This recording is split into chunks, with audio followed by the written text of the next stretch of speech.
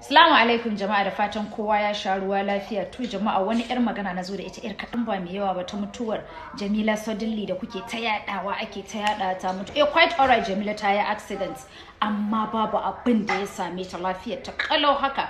Amma layin da take amfani da shi ne mutum biyu suke amfani da layin. In an kira Jamila za ta ansa call, in an kira ita ma ko shi wancan zai ansa call. Kun san mutane na irin waɗannan, maybe ma yan 419 ne. Shi yake ta yada ƙarya, yake ta yada farfaganda na ƙarya wai Jamila ta mutu. Jamila tana nan a raye, babu abin da ya same ta, lafiyar ta kalau. Don haka Allah ya raba mu da irin sharrin mutanen nan. Jamila jama'a gani ban mutu ba da raina. Yawwa, to kun ji, ku yi haƙuri jama'a, tana ba ku haƙuri. Allah da hasko ni na rike ni kenan kasa fitowa. Allah dai ubangiji zai ƙara miki nisan kwana. Amin. Shekara 200 za ta yi.